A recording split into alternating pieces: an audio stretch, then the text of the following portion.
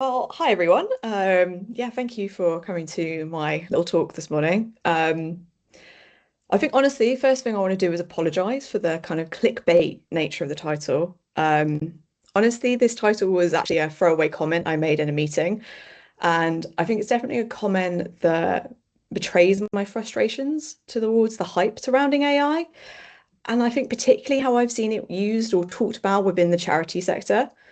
So it's been about 2 months since I made that throwaway comment in a meeting and ended up signing up to do this talk around it. And I've been preparing quite a bit for this, researching and trying to understand kind of where that frustration, this impulse came from. And I actually think during that time, I've come to the conclusion that I'm fairly justified in it. I'm going to stand by this particular hot take and I'm going to add a few more to the pile. I don't think AI is going to make your website better. I think it might ruin your funding applications. And I know for sure that I think it's going to introduce more problems than it's going to solve. But firstly, hi, I'm Rose. You might tell I'm a little bit grumpy about AI. But also, to be honest, I'm a bit of a hypocrite. AI has fundamentally changed how I work, how I write code, how I find out information. But to give you a bit of context as to who I am and why I'm doing this talk, I'm currently a front-end developer for Reason Digital. And I've been working kind of in and around the sector for about a decade and a half now. I've been a volunteer, I've been a service user myself, I've been an employee, and now I kind of build websites and digital stuff for charity. And as I've mentioned, this is a talk born out of frustration and an offhand comment. And in the past couple of months, I've been consuming as much AI related news, research, talks, podcasts to understand the particular impulse. And out of that work, I really think that AI actually poses a bit of an existential threat to us as a sector, not because of the technology replacing what we do, but because of how AI is made, who produces it, and what it produces. And I'm actually really interested in kind of where we draw the line, whether the ends justify the means, and kind of what's our appetite for risk as a sector. Now, the schedule as it stands today is there's three things I would like to do. I want to actually define what do we mean by AI? What is this thing that we've got that we currently use? I want to look at the problems that it could potentially pose to us as a sector. And I want to look at what we should do about it, if there's anything we can do about it. But before I dive in, and I probably don't need to tell everyone in this room this, but kind of zooming out to the sector as a whole, it's fair to say that things are tough right now. You know, we have a landscape where more than ever, charities are expected to do more with less. We're expected to be kind of political, but not too political, expected to have staff, but don't really pay those staff. We're propping up a lot of failing infrastructure. We're meeting an ever increasing demand in an ever increasingly hostile landscape. And it often feels quite overwhelming and scary to deal with. And that's just within the kind of small roles that we have within the sector. And now we've got AI to contend with. As a sector, it's always felt like we've been a little bit on the back foot with digital, I think it's fair to say in general. And this is just the latest piece of technology that we've now got to keep up with. So I'm going to add AI to that list of unreasonable expectations people are going to have now from trustees, stakeholders, senior leadership, volunteers, beneficiaries, service users, members of staff, members of the public, MPs. I think everyone's going to have an opinion on how we should use it, if we should use it, and, you know, including myself. And I think the context of what many of us are dealing with as a sector, I think AI is often sold to us as a silver bullet to a lot of our problems. It's going to lower costs, it's going to save time, it's going to solve gnarly problems. It's kind of presented as an easy answer and a quick win. And honestly, I'm quite overwhelmed with the amount of new AI stuff and news that's always kind of coming out in the media. And I think arguably it's my job to keep up with this stuff, and I still feel overwhelmed. And I know that I'm not really alone in this feeling. So this is a quote from the Charity Digital 2025 survey, and it really stood up to me, kind of specifically around AI. One of the participants said, when the work is overwhelming and the funding landscape's dire, it's often hard to find time or headspace to invest even though I can see the long-term benefits, I find it overwhelming and quite scary, to be honest. And that quote really summed up, I think, the tension that we're having as a sector. And actually, that report in general really highlighted some interesting tensions and concerns that a lot of us are having around AI. 58% of people said that they're worried about the implications of using it for things, AI and impacting things like service quality, data privacy. And actually, that rises to 75% for really large charities. And I'm worried about the implications of using AI. And I do think we actually have really legitimate reasons to be skeptical. But before I look into those problems around kind of what AI could pose for us as a sector specifically, I think we need to have a collective understanding of what AI actually is that we've got now and what it isn't. Now, this isn't a technical talk, and I'm not an AI specialist, but I do think we need like a clear understanding of what do we mean when we're talking about AI. Because I think for years we had these like really adorable little robots. For me, that small boy from the Steven Spielberg's AI film that made me cry, that's what I thought of when I thought of AI, or the Terminator, which was really terrifying and world-ending. But actually, I think in 2025, if you're going to talk to somebody about AI now, I think we'd all think of something like a text box that you type in, maybe you talk into it. But I think fundamentally, we're thinking of a chatbot for the most part. But AI is not a chatbot. And AI isn't sentient. It's not Scarlett Johansson from Her. If any of you remember that Spike Jonze 2013 film now that starred Joaquin Phoenix and Scarlett Johansson, and the latter of which played a sentient AI and a love interest to Joaquin Phoenix. Now, AI isn't sentient. What we have actually at the moment is something called generative AI. Now, the smart humans that we are, we created these machine learning models. And this generative AI is essentially just pretty good at predicting the next logical thing from a given set of data. Now, that data could be text, but it could also be images, it could be numbers, it could be sounds. And these generative AI models have just gotten very, very good at creating things that look, sound, and feel like something a real human has produced. Now, you'll have heard of some of these from ChatGPT, Gemini, Llama. These are examples of large language models. So they're generative AI models that produce text from a text input predominantly. You've also got DALL-E and Midjourney. Now, these are image generation models, and they kind of do what they say on the tin. They're generative AI that produces images. Now, I've got like a really, really bad analogy for generative AI and how I think about it. But I think generative AI models, they're a bit like my dad at a pub quiz. It's a really bad analogy but for me, that's how I think of them. Because my generative AI dad, sometimes he's right, sometimes he sounds believable, and sometimes he says things with such authority that who can doubt him? And I'm going to stretch this analogy even further to kind of explain how I view generative AI models. Let's just really assume that my dad is actually a generative AI model.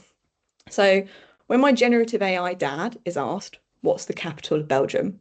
What he's doing is he's calculating the probability of the answer to that question. Now, this probability is calculated based on material he's consumed to generate his kind of mental model, plus the input that we've asked him. Now, he's consumed data from lots of different sources of various levels of trustworthiness.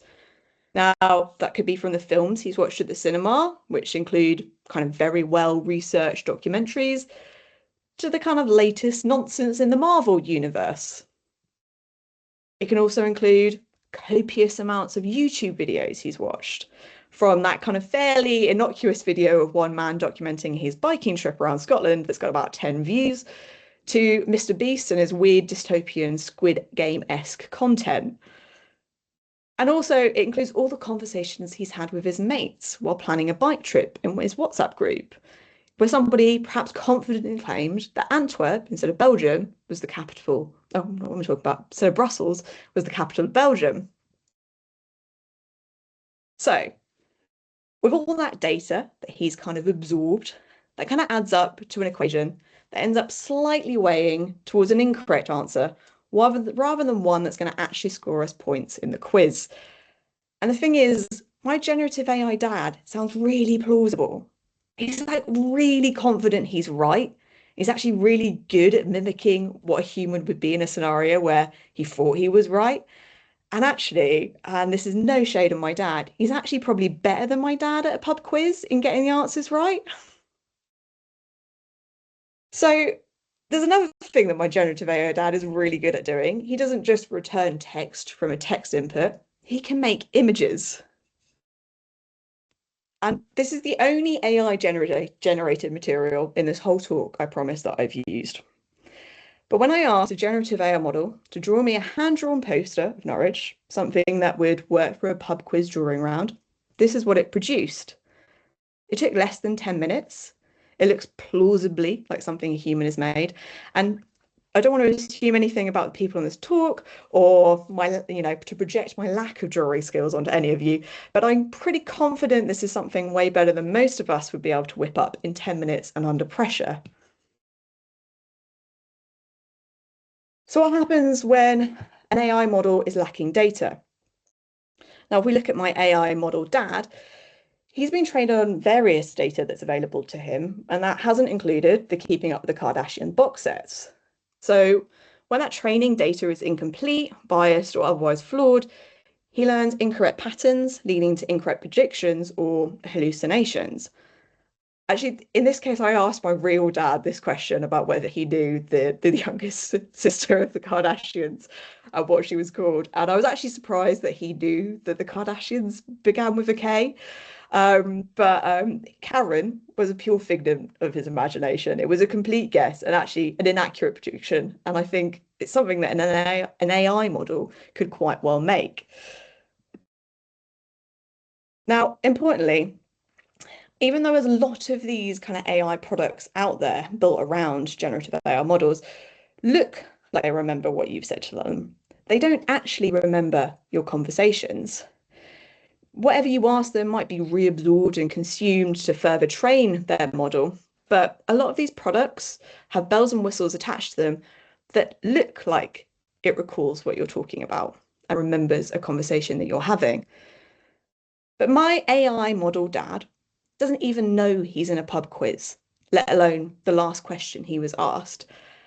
And where my generative AI dad differs from my actual real human dad is that my real dad has context. He understands what I'm asking. He has knowledge grounded in the world around us. He is, for most of the time, living in a shared reality. He understands he's part of a wider world. But my generative AI dad isn't connected to reality. He can't ask his mate at the pub who he thinks the youngest Kardashian is called. He can't phone a friend. He doesn't really even understand what a Kardashian is. He's just playing guess the next word. And how well he guesses the next word really depends on the data that's been fed into him and the calculations that he's made based on that data. And that's really only his reference point. And now we've got a situation where my slightly unreliable, but totally plausible AI dad has been unleashed on the internet. And ChatGPT is one of the very many easily accessible off-the-shelf products. Now, currently a lot of these products are free to use. They don't require any technical knowledge, and they're hugely, hugely popular. And we also don't know how these models are created. You put something in, something happens, you get something out. How they work is as much a mystery to us as what a Kardashian is to my AI dad. So why might generative AI be a problem for us as a sector? Well, I think there's three problems that generative AI poses to us specifically as a charity and voluntary sector. I think the first is to do around the ethics of their creation. I think the second problem is the tech companies themselves who own these new AI products. And I think the third issue is actually with the content that they produce, the things that they're outputting. So I think the first stumbling block for us to grapple with is how these AI models were built and the controversies that have surrounded their creation, the real ethical and moral quandaries that I think they were kind of a bit more pressing to us as a charity and voluntary sector than most because of the nature of the work we do. So let's start with the first thorny issue of what they needed to build these generative AI models in the first place, because these models needed data and they needed lots of it in order to work. And they didn't ask permission for that data, they just took it. When we weren't looking or didn't know about it, whilst we slept, bots from AI companies and research labs crawled into our websites. They took our work, they took our opinions, our art, our thoughts. If it was on the internet, it was theirs for the taking. And sometimes even if it wasn't on the internet. Now, whether you're okay with that or not, it happened. And I think it's fair to say it doesn't sit well with a lot of people. There are multiple lawsuits occurring at this moment in time. There's one between Anthropic and authors whose work was used to train that particular model. Even Warner Brothers is suing Midjourney. It's becoming the third studio to accuse that AI image generating platform of blatant copyright violations. And I do think that in and of itself poses a bit of a problem for us. How comfortable do we feel with using the effort and labour of others for free and without acknowledgement? But some might say that horse has bolted. It's happened. We've got to accept it. So let's imagine we do. We've found peace with that particular uncomfortable thought. So what about this data? So these models have been fed on a range of data from various different sources. And we've seen they make predictions and patterns from the data that they're given. When Amazon experimented with using AI to vet CVs for job applications, they ended up unintentionally filtering out all women applicants. And this was because Amazon's computer models were trained to vet applicants based on observing patterns in CVs submitted to the company over a 10-year period. And most of those CVs had come from men, which really reflects the kind of male dominance across the tech industry. And it wasn't really the AI model's fault, but the conclusion that it created, the pattern that it formed, the predictions that it made, were that men should be hired and not women. And I think Abigail Thorne, in her brilliant video essay entitled AI is an Ethical Nightmare, excellently encapsulates this kind of fundamental issue of AI. And actually, it's nothing to do with technology itself. It's more of a kind of fundamental problem of all technology, is that technology encodes a way of seeing, because creators are building something that are not building something that's impartial. We are often kind of unconsciously imposing our worldviews and our biases into the things that we create. And we live in an imperfect society where people can hold sexist and racist views. We can have implicit and explicit biases, and we actually all don't agree on how the world should work and how it should look. And AI isn't immune to this. From the biased content it's definitely absorbed in its creation, to the various pulleys and levers that have kind of been built around these generative AI models. And this data that we've used to kind of, build these AI models and generative AI in general are actually really physical things. Often I think we're guilty of believing that digital stuff is thought to be clean, environmentally friendly, but all technology is super physical. It relies on stuff from the earth, it relies on human labor, and there's masses of amounts of infrastructure that's needed to maintain it. ChatGPT alone, and this figure is probably out of date by now, actually, I think it's probably higher, but this year, it was said to produce more than 260,000 kilograms of carbon dioxide each month. That's the equivalent of 260 flights between New York and London, and that's in 1 month. So if you're an environmental charity, this is probably going to be a pressing concern to you and your goals. And not only did humans design and build these things in the first place, we actually needed humans to kind of help shape them. There's an invisible force behind these models because these models didn't train themselves. Sure, they've been fed lots and lots of data, but they needed real humans to teach it and correct it with a process called data labeling. Basically, humans needed to attach context and categories to data fed into machine learning models in order for them to be understood by the models. So take this image of a cat and a dog. an image generation AI model might have been fed loads and loads of images of cats and dogs. But at some point, it needed a human to tell it what the dog was and what the cat was. It didn't know itself. But you see, the thing is, the humans who were training these models, they also needed to teach these models to recognize prompts that would generate harmful materials. And to do this, the algorithm had to be fed examples of hate speech, violence, and sexual abuse, which moderators then needed to label as such.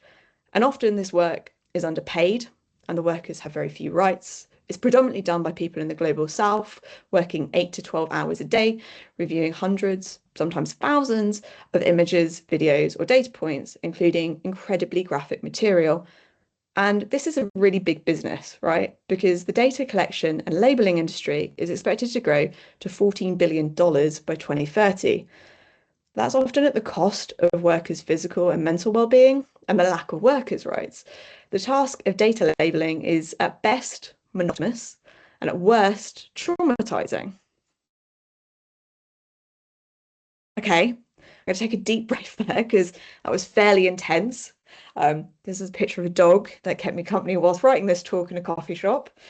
Because honestly, I found reading the ethics around AI models more bleak than I expected it to be. So when I reflect on whether those ethics of AI's creation and continued improvement pose a problem to us as a sector, I'd probably say yes. And I haven't even covered all of the ethical issues that they raise. Um, and I think, as I mentioned, I think some of these concerns could be more pressing and perhaps there's a bit of reputational risk to you, depending on the specific nature of the work your charity does. But in a weirdly optimistic way, I think the horrendous ethics of AI are so well documented. And in many respects, we understand more about the drawbacks of this new technology earlier than we did with many other technologies, that I think this awful cloud might have a weird silver lining to take away from it. Okay, so that's challenge one. Challenge two is the tech companies themselves. Now, okay, we looked at these AI models, but who owns them? And what are these companies like? I do think these companies might potentially pose a problem for us as a sector. Many of these companies are quite young. I mean, they're 2 or 3 years old now, really. I mean, they've existed before that, but the products that they've built and the things that we're using now are kind of fairly kind of young. And I can't really tell you what they're going to do or how they'll change these AI products they're selling us. But I think actually we can look into the past and think about how they might tackle some of the problems that come up. Now, many of you will know one of the main tenets of user research is that often we're really bad predictors of our own future behavior. So if we want to understand how someone will do something or how they'll act, we tend to ask them how they've acted in similar situations in the past. And we can make some predictions, some educated guesses on how they might act based on this behavior. So I want to look at a cousin of AI. I want to look at social media and the tech companies that monopolized that. Because I think if we can look at how these social media companies in the past have handled social issues, like certain issues, we can glean some insight into how that act as AI companies. And I think more than that, we can even see some parallels in the origins of social media companies with what's happening now with AI companies. So back in the heady days, and for me, that was the internet, and that for me, that was the noughties. We had MySpace, Bebo, Facebook, AOL Messenger, even LinkedIn. And a bit like we're seeing now, they kind of all jostled for attention, for our money, for users, for social capital. And eventually things settled down to the well-known big companies that we had today. So these were the ones that essentially won. And in fact, I think you could argue that Mark Zuckerberg with Facebook was the one that won the most. Facebook had become so big in 2012 that it was on its way to having 1 billion users.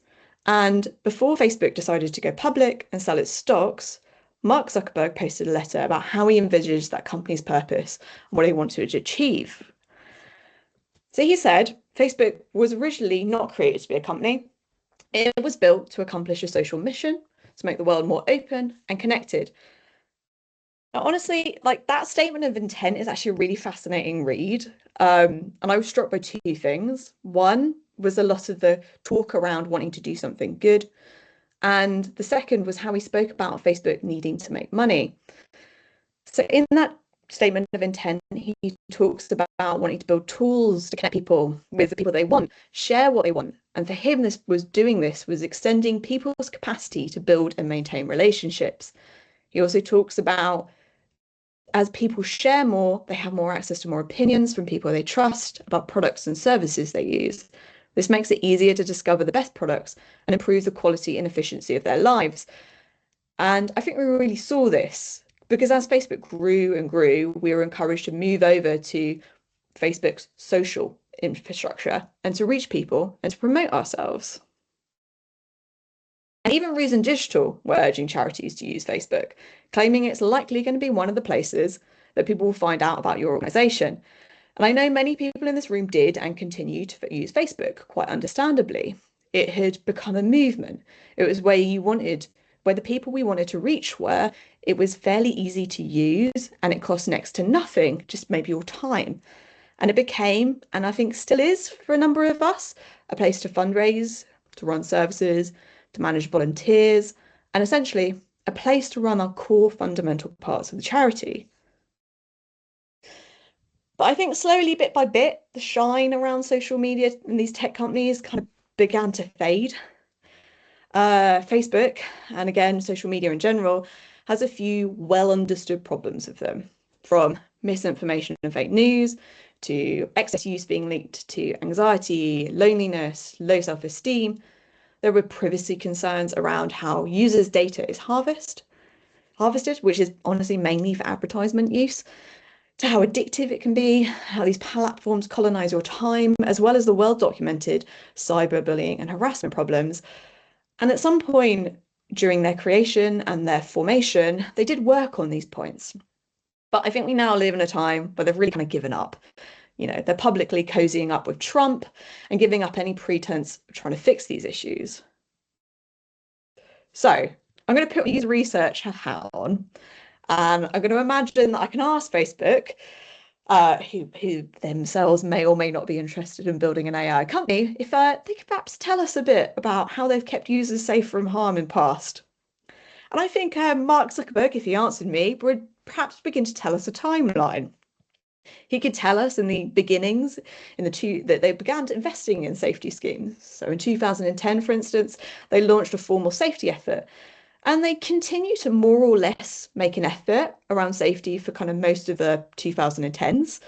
They even, and I thought this was really interesting and speaks to, I think, a time of social media tech companies. In 2018, they responded to a Channel 4 Dispatches documentary that looked at the violent content of the platform, the number of underage users, the rise of hate speech, and the slow time to moderate content. So we can see at some point they tried, they worked with law enforcement, they worked with governments, they worked with charities. But then things changed around 2021. There was something called the Facebook files that were published in the Wall Street Journal. Now, the Wall Street Journal had a whistleblower, and that whistleblower had loads and loads of internal documents. And I'm just going to quote the article.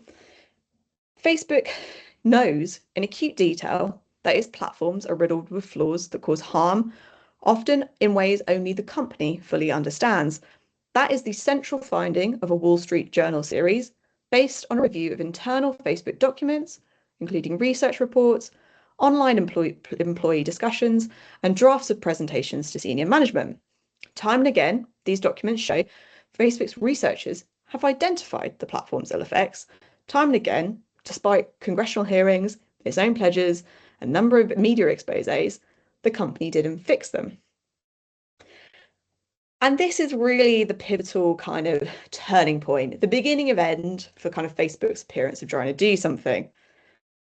And, or yeah, to cut ahead of myself, but basically just before the 2024 Trump election, as if the writing was on the wall, Meta and Facebook began laying off moderators and people in their online safety teams. Now, if I was to ask Mark Zuckerberg, how did he manage misinformation in his time?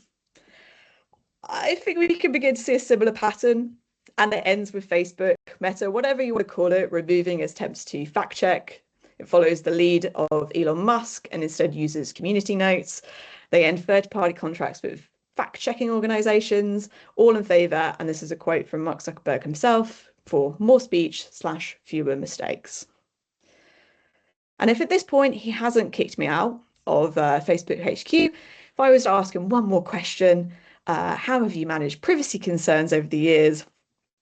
Well, he'd tell me that didn't start great at all. He might talk about the first advertising system he introduced, in which you had to opt out of it instead of into it.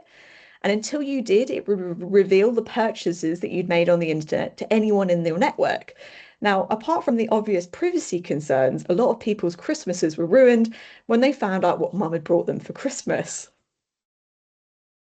Now, it hasn't improved. Look, Facebook tracking pixels, in my opinion, is arguably one of the most invasive analytics products out there. And to be honest, there's a whole talk on the ethics and privacy of various privacy analytic products out there. But that's kind of where it ended for Facebook. So if I was to kind of look at these social media companies and what they've done in the past and make some predictions about what they're going to do around the AI products they're developing, I think I could make a few tarot reading card predictions. I think I'd say, well, for sure, we're going to see adverts, because if they can't sell these subscriptions to make profits, then, we're going to start seeing a way of them trying to have to make money. At the moment, like most tech products, they're exponentially losing more money than they're making. And so, as the old idiom goes, if you aren't paying for the product, you are the product. I don't think they're going to be able to do anything around safeguarding and also continued rapid growth. I don't know how they're going to balance those two issues. And I think we've actually begun to see that with OpenAI. They launched, some of you might have seen in the news this week, a video app called Sora. Now, within hours of that being online, it was played by horrendously violent and racist images that were terrifyingly realistic. I don't know what they're going to do about the spread of misinformation. Like, we're kind of living in a really weird time where facts are debatable. And these AI tech companies are already kind of going through the issues that social media companies have had around 2 decades worth of experience to solve and have already given up trying to solve. And I think AI companies are going to really struggle around this. And we're beginning to see this play out in real time. Very early on, some of you might remember the fairly innocent fake news and misinformation around how you can melt an egg. Now we've got Elon Musk's AI chatbot Grok, who's actively promoting far-right conspiracy theories. And I think the final thing I'm really kind of skeptical they'll be able to do about is I don't think they're going to be able to guarantee our users' privacies. So I do think, unfortunately, we made a bit of a fast impact with social media. For the ease of use, which we could use the social media stuff, that translated into a fundamental way of working, a way of fundraising, a way of running services, a way of organizing volunteers. And I think at the beginning, it's quite understandable. Facebook was fairly neutral. There were some minor concerns. But when things began to turn south, we're kind of now stuck using a service, not because we want to, but because we have to. And looking back at why we use Facebook, I do understand it. And I do understand also that these AI products are changing our behavior. They are changing how we find out information, how our users find information and do things. And I know we have to keep up with them. So I'm not saying that we don't necessarily use these products that they're being built, but I do think they should come with a serious, serious health warning. Because if we don't want to be tied up in using them where they no longer align with our values, if we can't literally leave them, either for financial or practical reasons, then we need to be cautious about getting ourselves into a similar situation with them going forward. So yeah, kind of experiment, but perhaps give yourself options, give yourself ways out. Okay, I'm going to do another good news story break before I go on to the third problem. I learned this year that storks are calling England their home again after 600 years. That blew my mind. You can go and visit them in Knepp in Sussex. They're beautiful creatures. They're amazing buildings. They're builders. Their nests are huge. I would really, really, really recommend it. Um, okay, this is the third and final problem that I do think that AI is potentially going to pose us. And I think like that's the product, that's the actual output of these products themselves. In Maggie Appleton's brilliant talk, The Expanding Dark Forest and of Generative AI, she predicted that we're about to drown in a sea of informational garbage. For her, a fundamental problem is how do we know what is real is if everything is fake? What do we do when everything sounds the same? It looks plausible, it's fairly generic. She paints us a picture of the future of the internet, which is lifeless, it's automated, and it's devoid of human life. Now, for her, this was only a problem if you cared about the internet doing free things. If you cared about it being a place to facilitate genuine human connections and relationships, if you cared about it being a place to pursue collective sense making and knowledge, if you cared about stuff being grounded in reality. You see, for Maggie Appleton, the goal is to make the web space for collective understanding and knowledge building, which requires that we'll be able to find, share, and curate high quality, reliable, and insightful information. And for her, it matters if a generative AI model made something and not a human, because content made by people is grounded in reality. It understands the social context in which we live, and there's potential for a human relationship, for a real connection. And as we've seen with my generative AI dad model, he's not grounded in reality. He can't compare his pub quiz answers with anyone. He can't share his assumptions about how the Kardashians are named. Similarly, he's got no awareness of a social context. He wouldn't know he was in a pub quiz. He wouldn't even know if any of his team had an interest in the daily dramas of that particular family. And there is no potential for a genuine human connection with him. I can't meet my generative AI dad for a coffee. I can't get a hug when I'm feeling sad. I can't mourn with him the loss of a grandparent. So when I look at these three things that Maggie Appleton thinks are important, I can't help but see the parallels with the work we do. For me, this describes a sector we all work in. These are core values that are essential to all our work, from fundraising to boots on the ground to running successful campaigns. We are experts in our own individual fields. Our strength lie in the genuine human connections we make and the fact that our knowledge is grounded in reality and years of lived experience. And I think I want to add another problem that AI generated poses for us, a fourth problem, because I think the fourth problem that AI generated content could pose to us is because we care about wanting to improve things, we want to make things better. I think AI is only a problem for us as a sector because of our causes are very often outside of the cultural norm. We have values and principles and we stand for something, and those things are usually things we want to change or improve around with the world that we see around us. And I would say that AI, in many ways, is the status quo. It's the accumulation of the internet averaged out. So when we rely on something that isn't grounded in reality, it misses the context, it's homegrown on some of the worst bits of the internet, things can go wrong. We can't just chuck an AI on it.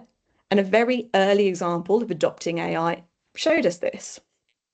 There was an eating disorder charity in America that fired their entire helpline staff and replaced it with a chatbot. And very early on, things, as you can probably all understand, went wrong. It started offering dieting advice, and actually it was closed down within a week. Okay, so if AI won't save us, what will?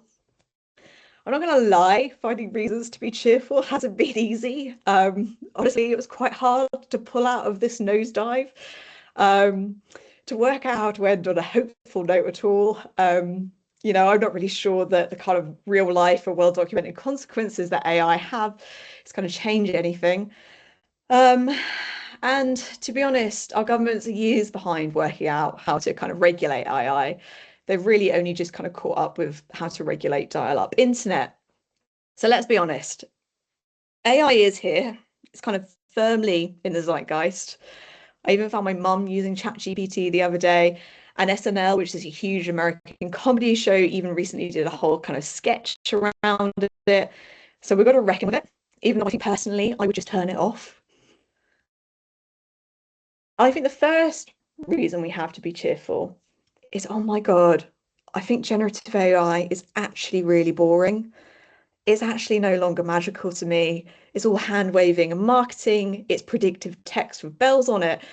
And I've used it enough now to find it kind of fairly limited and a bit generic. I mean, people can hype up and talk about how it's going to get exponentially better, and maybe it is, but honestly, I just find it more annoying now I see all its faults. And, research is showing that maybe it's going to run out of data to get clever on, so it could have a shelf life. And another kind of reason to be cheerful, I think, it's just a new technology. And it's just a tool that we'll work out how to use if we want to use it. And I think, like any technology is just a way that has amplified the human experience, the good, the horrendous, the boring. And I'm pretty sure that AI is going to do exactly the same in weird, horrific, and banal ways. And there are some awesome people in our sector trying to get it right. So this year, Cast and Zoe Amar Digital announced the launch of a new charity task force, which is kind of set up to champion responsible and inclusive and collaborative use of AI across the social sector. CAST, which stands for Centre for Accelerating Social Technology. I might have got that wrong. But they've also collated a really interesting list of AI experiments that kind of different charities are doing. And actually, I really appreciated the vulnerability and honesty in them sharing their wins, but more specifically their failures. And I really recommend having a look at that list. I'll share it after this. And I think one more kind of reason to be cheerful is I do think this is a bubble, and I think this bubble is going to pop, it'll shrink, or it's going to calm down. I've been talking to many people about AI, and look, based on my totally flawed anecdotal evidence, I think they're kind of people broadly seem to kind of fit in two camps. I think they're either, at least to me, bewilderingly enthusiastic about it. The other camp seem to be kind of bored and fed up of it. And from my, again, bad anecdotal talking to random people, there seems to be more in the latter camp than the former. And my observations seem to resonate with multiple articles from kind of fairly reputable newspapers questioning the hype around it. So the Atlantic News, for instance, they called AI a mass delusion event. The New York Times claims that AI might just kind of be ordinary. And interestingly, MIT did a report recently where they found 95% of generative AI pilots at companies were failing. So I think that's a reason to be cheerful.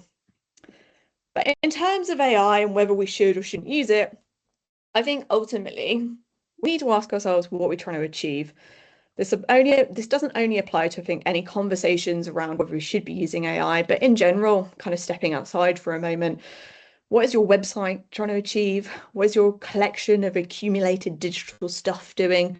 What's it there for? Are you confident it's doing what you think it is? And I didn't want to palm you off at the end of this talk. I really did want to give you something tangible to walk away with, but I don't think I can. And I'm really sorry about that. I don't know if I could tell you whether you should or shouldn't use AI. I don't have a quick matrix that can help you work out how to use it.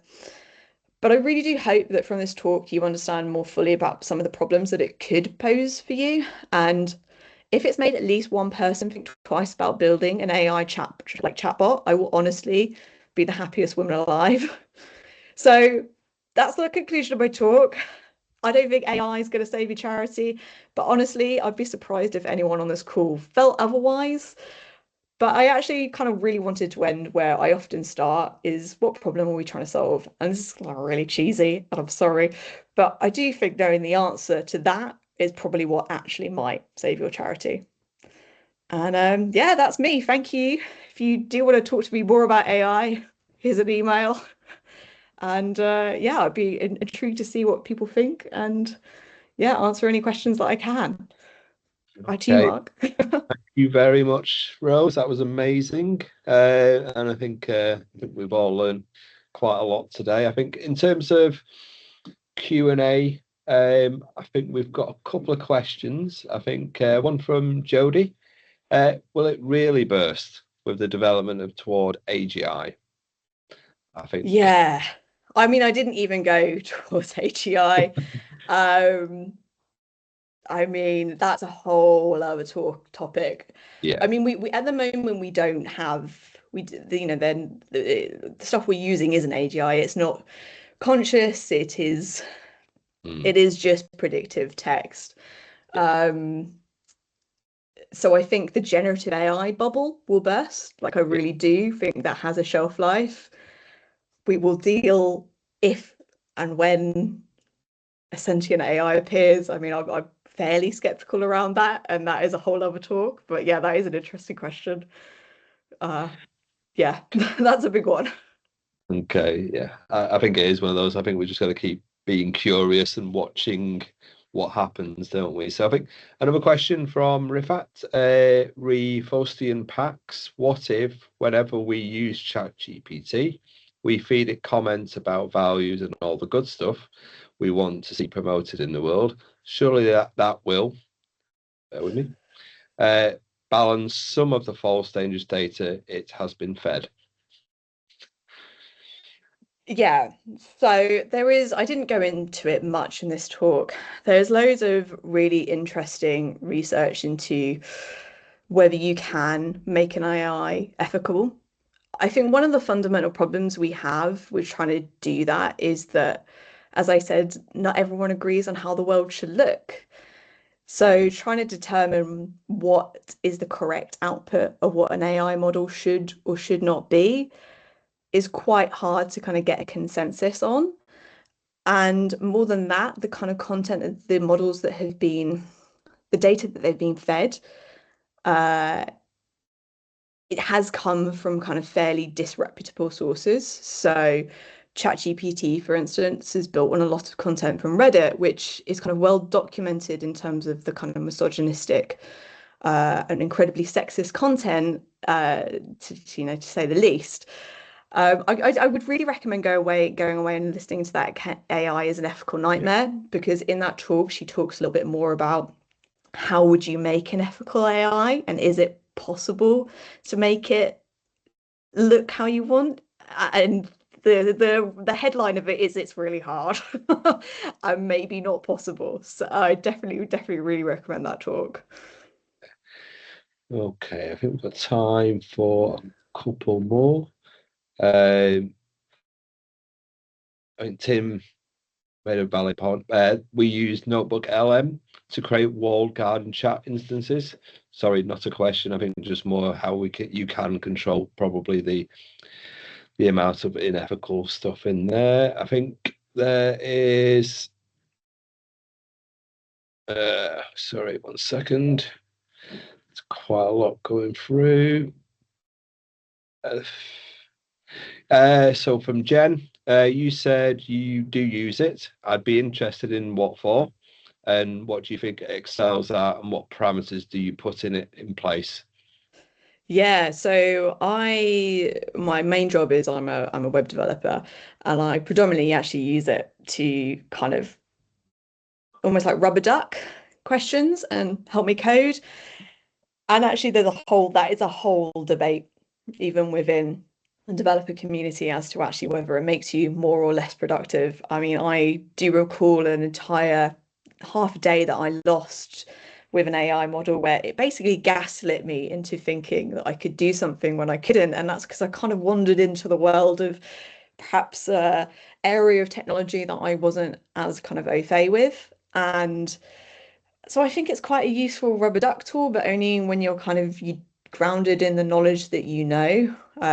It's tried to do similar things to me before in technology that I've known a bit better and been like, no, you can't do that. You're trying to tell me like my AI model dad in a pub quiz. It's confidently telling me I can do something and I know I can't. So that's how I use it really most in my work, also to help me like format emails. So fairly banal stuff. I can't remember. There was another part of that question mark, wasn't there? Um, Was it no, good for? yeah. So, what do you think it excels at, and what parameters do you put in place? Which I think you've answered the latter one. So, uh, Yeah, what does what do you it think it excel? excels at? Oh, that's a good question. I think I actually weirdly I lost a lot of these links for this talk when I was doing the research, and actually it's kind of quite good at searching the internet. Um, and I know I remembered the content of something that I'd read, a few weeks ago, and I couldn't find it again, and I just explained it in a lot of depth, and it was able to kind of surface this stuff to me in a way that was uh kind of quicker than if I'd have Googled it. But then on the flip side, there was sometimes that it wasn't showing me exactly what I wanted, but I went to Google and Google worked. So Yeah, yeah, yeah, it's yeah, not yeah, too bad at some things. yeah. That is a shades of grey. Yeah. Okay, I think that is it for now. I think again some housekeeping. I think in terms of what Reason can do, and this is not a sales pitch. This is we have helped a lot of our charity partners and partners in the industry sort of look at this problem in terms of adoption of AI. If you're interested in that type of thing, get in touch and we can take you through how we've done that and what services and products we have to help. Um, and the next thing is a copy of the talk will be sent out to you. And if there are any questions that we haven't got to, I'll make sure that they get answered and forwarded also. And we'll make sure we include that link to the talk that Rose keeps mentioning. And again, really appreciate your time on this Thursday. And thank you very much, Rose. That was spectacular. Thank you. Thank you everyone for Thanks. coming and yeah, listening to me. We'll see you soon. See you later. Bye Bye bye. everyone.